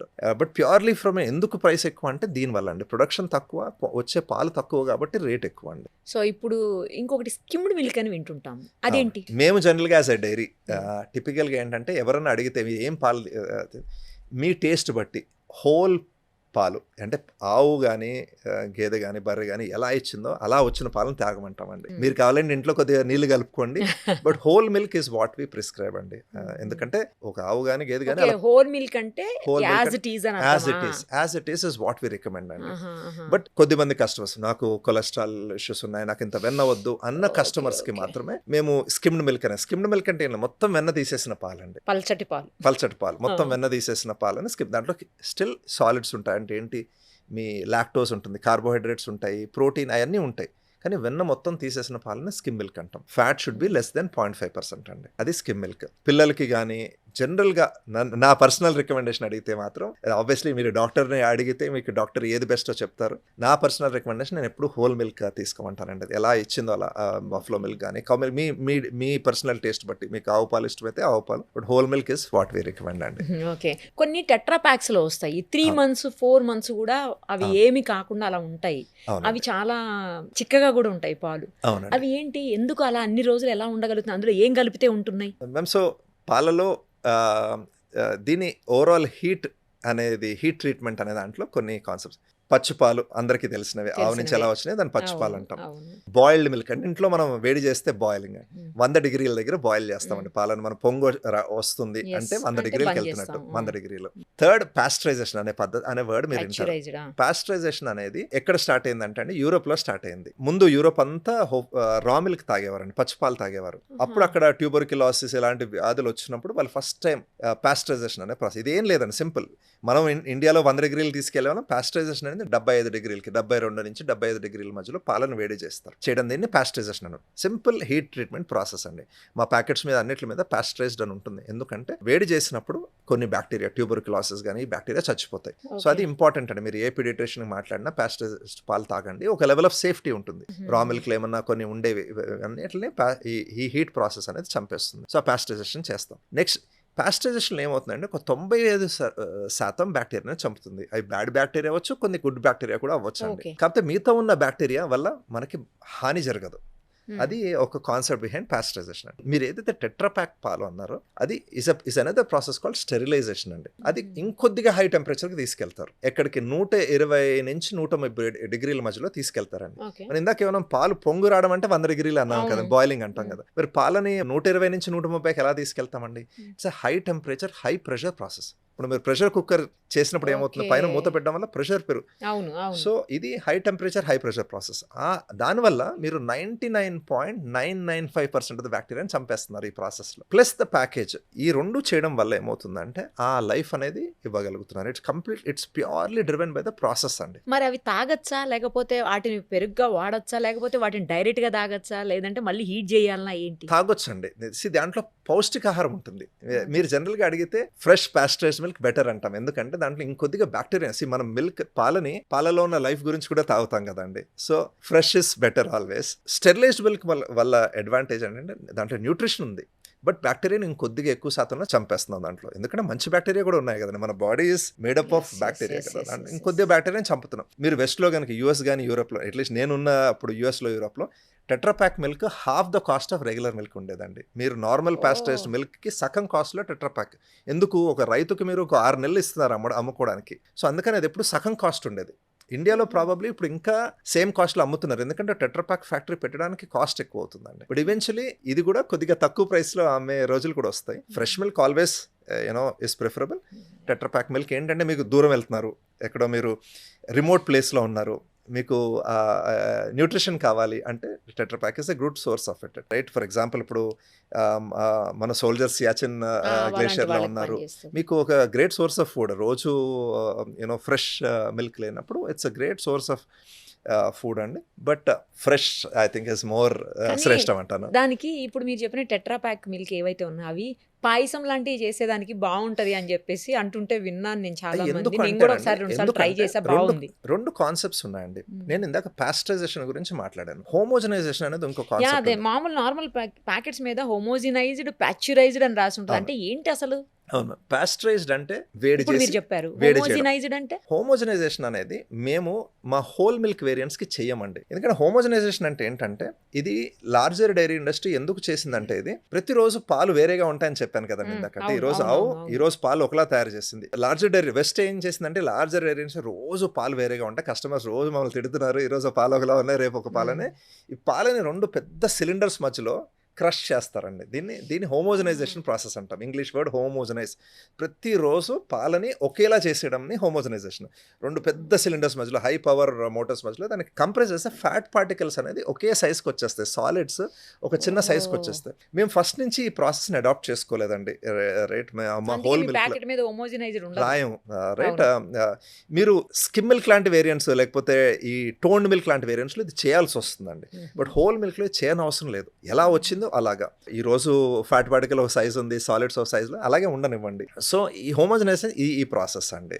Right, where you పాలని ఒకేలా చేయడం ప్రతిరోజు. అది ఎక్కడైతే అబ్సల్యూట్లీ అవసరమో అక్కడ యూజ్ చేస్తున్నాము. హోల్ మిల్క్ వేరియంట్స్ లో అవసరం లేదు, అది చేయట్లేదండి. మనం పాయసం చేసినప్పుడు ఏమవుతుందంటే మీరు పాలని ఒక లెవెల్ ఆఫ్ చిక్కదనం వచ్చేస్తుంది ఇది చేయడం వల్ల. అందుకని మీరు పాస్టరైజ్ హోమోజనైజ్ హై ఫ్యాట్ మిల్క్ చూసుకున్నారనుకోండి చిక్కగా ఉంటుంది. బికాస్ మొత్తం అంతా అంటే వెన్న సెపరేట్ కాదు, మీకు అవును, సెపరేట్ కాకుండా పాలలో చిక్కదనం పెరిగిపోతుంది దీనివల్ల. అందుకని అందుకు మీకు పాయసం టేస్టీగా వచ్చినప్పుడు ఆ ఉంటుంది. టేస్ట్ త్వరగా సెపరేట్ గా కట్టదు, మీకు ఆ పాల చిక్కదనం వల్ల ఈ టేస్ట్ వస్తుందండి. ఓకే. తర్వాత ప్రోటీన్ మిల్క్ అని ఉంటుంది మీ దగ్గర. అవును. అది డైరెక్ట్ గా మనం తాగొచ్చండి. తీసుకోవచ్చు. యా. తాగేయచ్చు. ఇది ఎలా అదేంటి? చేస్తామంటేనండి ఈ ప్రాసెస్ మీరు పాలలో చూస్తే నేను ఊరికే గుర్తుపెట్టుకోవడానికి 444 అనేది చెప్తానండి. అంటే? ఇదేంటంటే పాలలో ఆవు పాలు తీసుకుందాం. ఆవు పాలలో న్యాచురల్ గా 88% వాటర్ ఉంటుందండి, 88% నీళ్లు ఉంటాయి. కొంచెం పల్చగా ఉంటాయి కదా మరి అవి. 88%. గేదె పాలలో అయితే 84% ఉంటాయండి. ప్రైమరీ పాలలో ఎక్కువ శాతం నీళ్ళే. Right, Okay. ఆవు గాని గేదె గాని బర్రె గాని నీళ్ళని దాగి దానికి ఒక మ్యాజిక్ యాడ్ చేస్తుంది. ఈ పోషకాహారాలు యాడ్ చేసి పాలనే పదార్థం తయారు చేస్తుందండి. దాన్ని అర్థం చేసుకుందాం అంటే 444 అంటే నీళ్లు పక్కన పెట్టిన తర్వాత 4% ఫ్యాట్ ఆవు పాలలో అయితే 4% కార్బోహైడ్రేట్స్ అనుకోండి, లాక్టోజ్ అనేది అయితే అంటున్నాను, ఇంకొక 4% ప్రోటీన్, ఇంకా మినరల్స్ విటమిన్స్ కూడా ఉంటాయండి. ఇదే పాలు అనేది ఒక సంపూర్ణ పోషకాహారం అంటాం. బట్ 44 రఫ్ గా గుర్తుపెట్టుకోవడానికి 4 గ్రామ్స్ ఆఫ్ ప్రోటీన్ కూడా ఉంటుంది. అంటే ఒక 100 గ్రాముల పాలల్లో ఒక 4 గ్రాముల ప్రోటీన్ న్యాచురల్ గా ఉంటుంది. అంటే ఒక లీటర్ పాలలో 40 గ్రాముల ప్రోటీన్ ఉంటుంది. దాన్ని 250 గ్రామ్స్ పాలు తీసుకుంటే 10 గ్రాముల ప్రోటీన్ ఉంటుందండి. మా హై ప్రోటీన్ మిల్క్ లో 250 గ్రామ్స్ మిల్క్ లో 25 గ్రాములు. ఇప్పుడు ఇది ఎలా వస్తుంది? 10 గ్రాములు ఉన్న దాన్ని 25 గ్రాములు ఎలా చేస్తున్నామంటే ఫస్ట్ పాలలో ఉన్న వెన్న తీసేస్తామండి. స్కిమ్ మిల్క్ తో స్టార్ట్ చేస్తాం యాక్చువల్లీ ప్రాసెస్. మీరు ఒక మెంబ్రెయిన్ టెక్నాలజీ అండి, అల్ట్రా ఫిల్టరేషన్ అనే మెంబ్రెయిన్ టెక్నాలజీ. ఇది మీరు ఎలా అయితే ఇంట్లో ఆరో చేస్తారో, ఇప్పుడు రివర్స్ ఆస్మోసిస్ అని ఇప్పుడు మన గట్టి నీళ్ళని సాఫ్ట్ నీళ్ళు ఎలా చేస్తామో అలాంటి సేమ్ ప్రాసెస్లో ఈ లాక్టోజ్ మాలిక్యూల్ని ఈ మెంబ్రెయిన్ ద్వారా తీసేస్తామండి. అంటే ఏంటి, ఈ లాక్టోజ్ని తీసేసిన తర్వాత మిగిలేదు ఓన్లీ ప్రోటీన్. సో అలాగా ఈ ప్రోటీన్ కాన్సన్ట్రేషన్ చేసి ఏదైతే 10 గ్రామ్స్ ఉన్న ప్రోటీన్ని 25 గ్రాములు చేస్తున్నాం. సో మీరు ఒక బాటిల్ తాగితే 25 గ్రాములు ప్రోటీన్ వస్తుందండి. కానీ ఈ ప్రోడక్ట్ మీరు చూస్తే 2 రోజుల లైఫే ఇస్తాం. అవును, ఎక్కువ ఇవ్వట్లేదు అది. ఎందుకంటే న్యాచురల్ గా లైఫ్ లేదు. ఇప్పుడు పాలు అనేది ఒక హోల్సమ్ ఫుడ్ కదండి. దాంట్లోంచి వెన్న తీసేసాము, దాంట్లోంచి ఏదో లాక్టోజ్ తీసేసాము, ఓన్లీ ప్రోటీనే మిగిలింది. అందుకే న్యాచురల్ గా దానికి లైఫ్ ఉంటుందండి. ఇది పిల్లలకి మంచిదేనండి. చూసి పట్టమంటానండి. ఇది ఏమంటానంటే మీకు ఇప్పుడు టీనేజర్స్, మీకు ఈ రోజు మన ప్రోటీన్ ఏమంటారండి, నేను 70 కేజీలు 75 కేజీలు అనుకోండి, 75 గ్రాములు ప్రోటీన్ తినాలి అంటాం రోజుకి. మన ఆహారం నుంచి ప్రోటీన్ కనుక రావట్లేదు అనుకోండి, ఇది యూజ్ చేసుకోండి, సప్లిమెంట్ చేసుకోండి. Okay, right. సో ఫస్ట్ చిన్నగా స్టార్ట్ చేయండి. ఎలా వాళ్ళకి పడుతుంది పర్లేదు అంటే ఓకే. యూజువలీ సింపుల్ నీట్ గానే ఉంటుందండి. బట్ మీ స్లోగానే ట్రై చేయండి. నేను ఇప్పుడు ఆబ్వియస్లీ మన లాంటి వాళ్ళకి గ్రేట్ ఫుడ్ అండి. మీరు ఈరోజు ప్రోటీన్ సరిపోలేదు, నేను తినలేదు, రైట్, ఈరోజు నా ఫుడ్ లో ప్రోటీన్ లేదు అనుకుంటే ఒక బాటిల్ హాఫ్ బాటిల్ తాగితే మీ ప్రోటీన్ అనేది నీడ్ అనేది సప్లిమెంట్ అవుతుందండి. తర్వాత మీ దగ్గర వెన్న కూడా ఉంటుంది, గేదెది సపరేట్ ఉంటుంది, కౌది కూడా సపరేట్ ఉంటుంది. అవును, అది కూడా అంటే రెండిట్లో ఏమన్నా డిఫరెన్స్ ఉంటుందా అండి, లేకపోతే రెండు కూడా సేమేనా? దాన్ని మనం వెన్నని నెయ్యిలాగా కాచొచ్చా, లేదంటే కేవలం ఏదన్నా మన పిండి వంటలు చేసుకునేటప్పుడు అలాంటి వాటికి యూజ్ చేయడానికి, లేకపోతే స్పెషల్ కర్రీస్ కి మాత్రమేనా అది ఆ వెన్న? అలా ఏం లేదండి. మీకు ఏది అయితే సూట్ అవుతుందో దానికి యూజ్ చేసండి. మీరు ఆవు నెయ్యి, ఆవు వెన్న, ఆవు పాలు ఆకుపచ్చ రంగులో ఉంటాయండి. అవును. అలాగే యూనో మీకు ఎల్లో కలర్ అనేది దేని నుంచి వస్తుంది అంటే బీటా కెరటిన్ నుంచి వస్తుంది. పచ్చగడ్డిలో ఉన్న బీటా కెరటిన్ ని ఆవు అలాగే ఓ, ఉంచుతుంది. రైట్. ఓకే. సో ఎందుకని వర్షాకాలంలో ఎక్కువ పచ్చగడ్డి మేసినప్పుడు ఎక్కువ ఎల్లో కలర్ లో ఉంటుంది. Okay, okay. గేదెలు ఏం చేస్తాయి అంటే గేదెలు కానీ బర్రెలు కానీ బీటా కెరటిన్ గా మారుస్తాయి. అందుకు వైట్ గా అది ఎప్పుడు కెరటిన్ ఇస్ ఆల్వేస్ వైట్ అండి. అందుకని buffalo milk should always be white in colour. అవును, అవును. రైట్. సో అదే ట్రాన్స్లేట్ అవుతుంది మీకు. ఆవు పాలు, ఆవు వెన్న ఎప్పుడు ఎల్లో కలర్ లో ఉండాలి, బఫ్లో white లో వైట్ కలర్ లో కానీ ఉండాలి. ఎందుకో ఆవు పాలు వేడి చేస్తది ఎక్కువ తాగితే అని అంటూ ఉంటారు, మరి నిజమా అండి? ఈ రెండు ఆవులు బర్రెలు బర్రెలు రెండు డిఫరెంట్ స్పీసెస్ అండి. మీరు జనరల్గా అబ్జర్వ్ చేస్తే ఇది సైంటిఫిక్ ఆన్సర్ కాదు, మీరు అడుగుతారు కానీ మీరు జనరల్గా ఆవుని కానీ బర్రెని కానీ అబ్జర్వ్ చేస్తే బర్రె బిందాస్గా ఉంటుంది, అవును, దేన్నన్నా తింటది. జనరల్ గా ఏంటంటే కొద్దిగా లేజీగా ఉంటది. అదే ఆవు అనుకోండి, it's more little more agile. ఆవు దూడను చూసినా గానీ కొద్దిగా మీకు ఈ డిఫరెన్స్ కనిపిస్తుంది. సో పీపుల్ ఏమంటారంటే ఇది దాని పాలల్లో కూడా అది ఉంటుంది అంటారు. సో అందుకని ఏంటి, బికాస్ ఇట్ ఇస్ ఆ మెటబాలిజం ఎక్కువ కాబట్టి ఉంటుంది కాబట్టి మీకు ప్రాబబ్లీ ఆవు పాలు తాగితే వెయిట్ గెయిన్ గారు వెయిట్ లూజ్ అవుతారు అని అంటారు. అదే బఫ్లో మిల్క్ తాగితే చలవ చేస్తుంది, but you know you also gain weight. So ఇది సైంటిఫిక్ గా ఎక్స్ప్లెయిన్ చేయగలం, మేబీ నాట్ ఏమోనండి. బట్ ఏంటంటే సైన్స్ అర్థం చేసుకోలేని కూడా చాలా ఉంటాయి. సో ఆ విధంగా ఆ డిఫరెన్స్ అయితే ఉంటుందండి ఆవు పాలలో. అంటే మీకు ఆవు దూడని చూస్తే ఒక లేడీ దూడలా ఉంటుంది, ఎజైల్. రైట్. అదే బఫ్లో దూడ కూడా ఎజైల్ గానే ఉంటుంది, కానీ ఆవు దూడతో కంపేర్ చేస్తే బఫ్లో ఏంటంటే ఎక్కువ వెన్న శాతం ఉంటుంది. రైట్. అది కూడా కొద్దిగా దాచుకుంటుంది. అది ఆవు ఏంటంటే ఎక్కువ తినే మేత మొత్తం కూడా దాని పాల కింద కన్వర్ట్ చేస్తుంది అంటారండి. నార్మల్ గా చాలా మంది చెప్తుంటారు అసలు పాలు తాగాల్సిన అవసరం లేదు మనుషులకి, అవి ఏమి నీడు కాదు, ఇప్పుడు పిల్లలకైతే అసలే పట్టించొద్దు, అన్ని కెమికల్స్ తోటి తర్వాత ఈ అడల్టరేటెడ్ మిల్క్ వస్తుంది కాబట్టి వేస్ట్, అసలు పాలు ఆపేయండి అని చెప్పి చాలా మంది ఆపేసిన కుటుంబాలను నేను చూశాను. నా ఫ్రెండ్స్ ఇళ్లలో కూడా చాలా మంది ఆపేశారు, వాళ్ళ పిల్లలకి ఇవ్వట్లేదు. ఎందుకు ఇవ్వట్లేదు పాలు అంటే ఈ రీజన్స్ చెప్పారు. హోప్ఫుల్లీ మన డిస్కషన్ తర్వాత చేంజ్ దేర్ మైండ్ అనుకుంటున్నాను. పాలు ఇవంతా పక్కన ఇది తీస్తాండి. పాలు ఒక సంపూర్ణ పోషకాహారం అండి. ఎందుకు సంపూర్ణ పోషక అన్నిట్లో అంటే ఒక బేబీ ఒక 1 year or 2 years ఓన్లీ పాలు తాగి బతకగలుగుతుంది. కరెక్ట్. దాంట్లో అన్నీ ఉన్నాయి, అన్ని వైటమిన్స్ మినరల్స్ అన్నీ ఉన్నాయి. దాని ప్యూరిటీ కనుక మీరు సేవ్ చేయగలిగితే పాలల్లో కావాల్సింది. ఎగ్ కూడా అలాంటిదే కదండి. ఇప్పుడు ఒక గుడ్డులో కావాల్సినన్నీ ఉన్నాయి, ప్రోటీన్ ఉంది, కార్బ్స్ ఉన్నాయి, అన్నీ ఉన్నాయి. సో ఆ చాయిస్ మీది. రైట్. మీరు ఇదా దాన్ని వేరేగా చేస్తారు. ఇప్పుడు ఇండస్ట్రీలో చాలా ప్లాంట్ బేస్డ్ పాలు కూడా వచ్చినాయండి.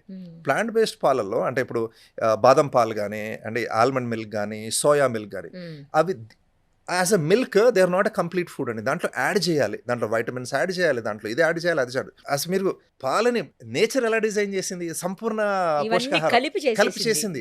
అండ్ బ్యూటీ ఏంటంటే అన్ని అసలు పాలు ఒక మ్యాజిక్ అండి. అంటే పాలలో 1,00,000 మాలిక్యూల్ ఉంటాయంటారు, మనం ప్రాబ్లీ ఒక ఫ్యూ మాలిక్యూల్స్ అర్థం చేసుకోగలిగాం.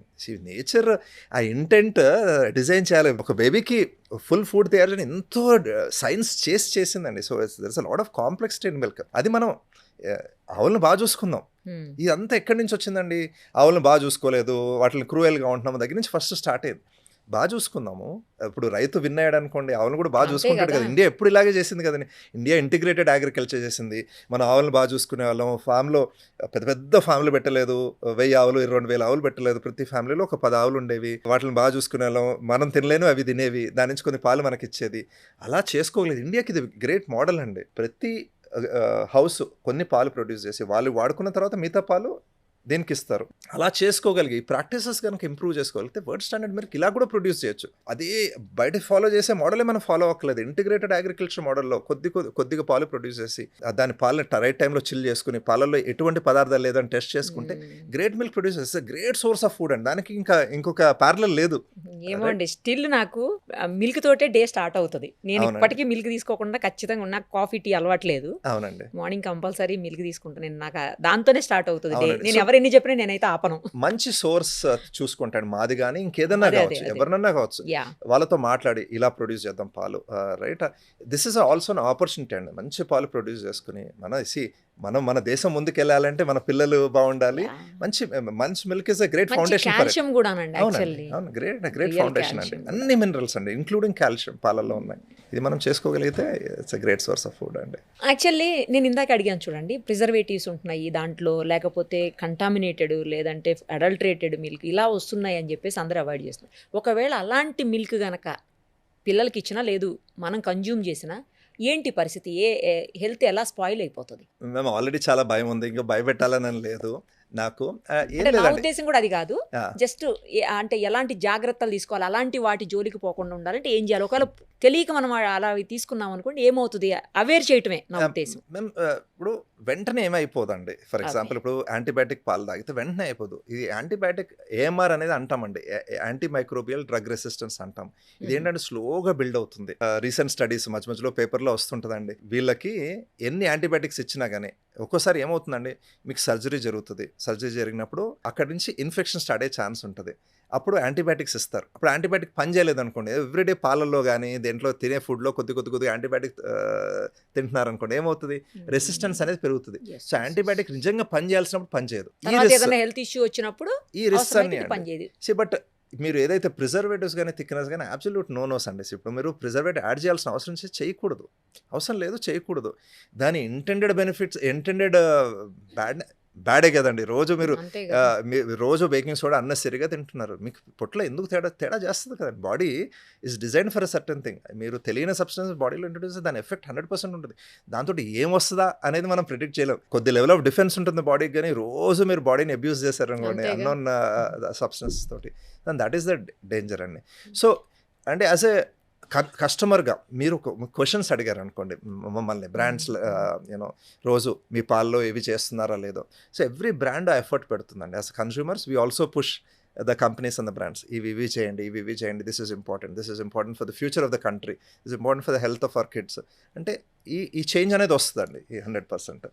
కానీ కొంతమంది మిల్క్ ప్రోడక్ట్స్ అంటే బై బర్తే వాళ్ళకి మిల్క్కి అంటే అవునండి. వాళ్ళు హెసిటేట్ చేస్తుంది, వాళ్ళ బాడీ అసలు అవునండి. తీసుకోదు, వాళ్ళకి ఎలర్జీ ఉంటుంది. మిల్క్ ప్రోడక్ట్స్ ఏది అవునండి. తీసుకున్నా వాళ్ళకి ఎలర్జీ. అవునండి. ఎందుకలా? మ్యామ్ అది ఎందుకో మనకు తెలియదు. తెలీదు. దీన్ని By లాక్టోస్ birth ఇంటాలరెన్స్ అంటామండి. లాక్టోస్ ఇంటాలరెన్స్ అనేది ఏంటంటే బాడీ లాక్టోస్ అనేది ఒక కాంప్లెక్స్ షుగర్ అండి. మన పంచదార తీసుకున్నాం అనుకోండి, చక్కెర, దాన్ని ఫ్రక్టోస్ అంటాం. Fructose is glucose plus galactose అండి. అలాగే మన బాడీ ఏంటంటే ఈ lactose is made up of 2 glucose plus galactose అనుకుంటున్నా, పేరు మర్చిపోతున్నాను. దాన్ని ముక్కలు చేయలేకపోయింది అనుకోండి, బాడీ డైజెస్ట్ చేయలేదు. బాడీ సింపుల్ షుగర్ని డైజెస్ట్ చేయగలదు. అది లాక్టోస్ లాగే ఉండిపోయింది అనుకోండి, దాన్ని బ్రేక్ చేయలేకపోతే మన బాడీలో ఉన్న ఎంజైమ్స్, దెన్ దాన్నే లాక్టోస్ అంటారు. ఎందుకు అవుతుంది, ఏ టైంలో అవుతుందో ఎవరికి తెలియదండి. బట్ ఒకసారి జెనెటిక్స్ కూడా ప్లే చేస్తుందండి. ఫర్ ఎగ్జాంపుల్ మీరు కొన్ని ఏషియన్ కల్చర్స్లో వాళ్ళు అంత ఈజీగా డైజెస్ట్ చేసుకోలేరు. నార్త్ ఇండియాలో మీరు చూస్తే కొన్ని ఏరియాస్లో 2 నుంచి 4 లీటర్ల పాలు తాగుతారు రోజు. రైట్, సౌత్లో అంతా కూడా తాగము. సో ఇది మన genetics also plays a role అండి. బట్ అది కనుక ఉంటే అవాయిడ్ చేయడం బెటర్. ఒక్కోసారి పాల క్వాలిటీ వల్ల కూడా ఇది ఉండే ఛాన్స్ ఉంది. అలాంటప్పుడు ఒకసారి పాలు మార్చి కానీ వేరే పాలు, ఒకసారి ఆవు పాలకి స్పెసిఫిక్ అలర్జీ ఉండొచ్చు అండి. బట్ అలాంటప్పుడు గేదె పాలు బాడీ యాక్సెప్ట్ చేస్తుంది. సో మీరు ఒక్కసారి ట్రై చేసి ఆ వేరియేషన్ చూసుకుని ఏ పాలు ఫిట్ అవుతున్నాయి అన్నది మీరు చూసుకుంటారు. ఇప్పుడు ఏదైతే క్వాలిటీ ఇస్తున్నారో అదే క్వాలిటీని ఎప్పటికీ మెయింటైన్ చేయగలరా? మేము ఇందాక చెప్పినట్టు రీజన్ ఫర్ ఎస్ ఎగ్జిస్టెన్స్ ఇంకా బెటర్ అవ్వాలనండి. ఎప్పుడు Okay, కూడా nice. ఎప్పుడు బెటర్ అవ్వాలి. మా గోల్ ఏంటంటే we want be known for best milk in the world. ముందు నేను అడుగుంటే 4 years best milk in India అనేవాడిని. ఇప్పుడు best milk in the world. దానికి ఏదైతే ఎఫర్ట్ పెట్టాలో దానికి అది స్లోగా గ్రాడ్యువల్గా అందరి దగ్గర నుంచి నేర్చుకుంటూ, అన్ని డైరీస్ నుంచి నేర్చుకుంటూ, అందరి దగ్గర నుంచి నేర్చుకుంటూ దీన్ని ఒక్కొక్క స్టెప్ ముందుకెళ్ళాలి. But 100% best milk in the world అవ్వాలి అనేది ఒక ఆశ. నైస్, దానికి మీకు ఆల్ ది వెరీ బెస్ట్. ఇంకొకటి ఏంటంటే మీ దగ్గర నాకు బాగా నచ్చేది ఫామ్ విజిట్ పెడతారు మీరు. అవునండి. మీకు దాంట్లో యాప్లో కూడా వచ్చేస్తూ ఉంటుంది, ఫామ్ విజిట్ ఉంటుంది అని చెప్పేసి. అవునండి. సో ఎప్పుడు కావాలంటే వీకెండ్స్లో అప్పుడు వచ్చి ఫామ్ విజిట్ చేయొచ్చు. అక్కడ ఏం జరుగుతుంది, ఎన్ని టెస్టులు చేస్తున్నారు, ఎలా చేస్తున్నారు, మిల్క్లో క్వాలిటీ ఎలా ఉంది, అన్నీ కూడా డైరెక్ట్గా మనం కళ్ళారా చూడొచ్చు. అవునండి. అలాంటి ఆప్షను, అలాంటి ఛాన్సు ఏ డైరీస్లో కూడా ఉండదు. డైరీస్ లోపలికి ఎంట్రీ కానివ్వరు అసలు, అవును. ఎందుకంటే రకరకాల రిస్ట్రిక్షన్స్ ఉంటాయి. అవును. బట్ మీ దగ్గర ఎందుకు అలా? మేము ఫస్ట్ నుంచి ఇప్పుడు నేను మీతోటి మేము ఇన్ని టెస్టులు చేస్తున్నాము, ఇన్ని పారామీటర్లు చూస్తున్నాము, ఇన్ని టెస్టులు చెప్తాను, కానీ ఎలా నమ్ముతామండి? ఇప్పుడు చాలా ఇన్ఫర్మేషన్ ఉంది మీకు. మీరు ఫోన్ ఓపెన్ చేస్తే ఇన్ఫర్మేషన్. ఒకసారి ఈ ఎక్స్పీరియన్స్ కనుక ఇవ్వగలిగితే, ఇన్ని మాటలు చెప్తున్నాము, కస్టమర్కి యాక్చువల్లీ చూపించగలిగితే బాగుంటుంది. సో ఫస్ట్ ఒక అరగంట థియరీతో స్టార్ట్ చేస్తామండి. సైన్స్ టీచ్ చేస్తాను నేను. I was a scientist in my previous avatar. So first పాలంటే ఏంటి, ఇందాక చెప్పాను కదండి, 88% వాటర్, 4 ఎంత కొద్దిగా స్లోగా కొంత సింపుల్ కాన్సెప్ట్స్ ఒక అరగంట చెప్తామండి. తర్వాత ల్యాబ్లోకి తీసుకెళ్తాం, ఈ టెస్టింగ్ అంతా చూపిస్తామండి, ఇలా Okay. ఇలా ఇలా చేస్తాం, పిల్లలతో చేపిస్తాం కొన్ని Oh. టెస్టులు. తర్వాత ఒక ఫ్యాక్టరీ టూర్ ఇస్తామండి. నైస్. తర్వాత మరీ బోర్ కొట్టకుండా ట్రాక్టర్లో మొత్తం గడ్డి ఎలా పెంచుతామో చూపిస్తాం. తర్వాత రియల్ కన్వర్జేషన్ స్టార్ట్ అవుతాయి. అప్పుడు పీపుల్ అడుగుతారు, మీరు ఇందాక అడిగారు కదా, ఇలాంటి 3 days ఎలా డౌట్లన్నీ. ఇస్తున్నారు, ఎందుకంటే ఫ్రీనెస్ వస్తుంది, ఎందుకంటే మనందరిలో డౌట్ ఉంటుందండి ఎలా నమ్మాలి అనేది. సో ఈ మా గోల్ ఏంటంటే దీంతో ఈ ఓపెన్ అప్ చేసి, ఈ డిస్కషన్ ఓపెన్ అప్ చేస్తే వాళ్ళ మైండ్లో ఉన్న డౌట్స్ హోప్ఫుల్లీ క్లియర్ అవుతాయనే రీజన్ గురించి ఆల్మోస్ట్ 10 years నుంచి అండి చేస్తున్నాము. ఎవ్రీ సాటర్డే చేస్తామండి 100%. స్కూల్స్ కానీ కాలేజెస్, మన యూనివర్సిటీలో ఉన్న అన్ని డిపార్ట్మెంట్స్ని కూడా ఫామ్కి ఇన్వైట్ చేసామండి, వాళ్ళు వచ్చి చూస్తారు. అది రెగ్యులర్ డేస్ చేస్తాము. కస్టమర్స్కి ప్రతి శనివారం చేస్తామండి ఇది ఈవెంట్. సూపర్ అండి. వచ్చిన తర్వాత ఫస్ట్ దానికేమో కానీ మీతో మాట్లాడిన తర్వాత మీ ప్లీజ్నెస్ ఉంటుంది కదా, దానికైనా ఫిదా అయిపోతారు జనాలు, డౌట్ లేదు అందులో. నైస్ అండి, your such a nice person. అసలు నేను రియల్గా చూశాను, ఇప్పుడు చూస్తున్నాను. మీ సిడ్స్ ఫామ్ అనేది ఎవర్ గ్రీన్ అవ్వాలి, ఎప్పటికీ అందరికీ ఇలాంటి మంచి మిల్క్ని, నాణ్యమైనటువంటి పాలని అందిస్తూనే ఉండాలని మనస్ఫూర్తిగా కోరుకుంటూ thank you so much. Thank you. నేను కూడా ఒకసారి మళ్ళీ విజిట్కి వస్తాను, ప్లీజ్ విత్ కెమెరాస్ వస్తాను. థ్యాంక్ యూ అండి. చెప్పకుండా వస్తాను, ప్లీజ్ డైరెక్ట్ వస్తాను. ఎనీ టైం ఓకే, ప్లీజ్ రండి. Thank you so much. Thank you.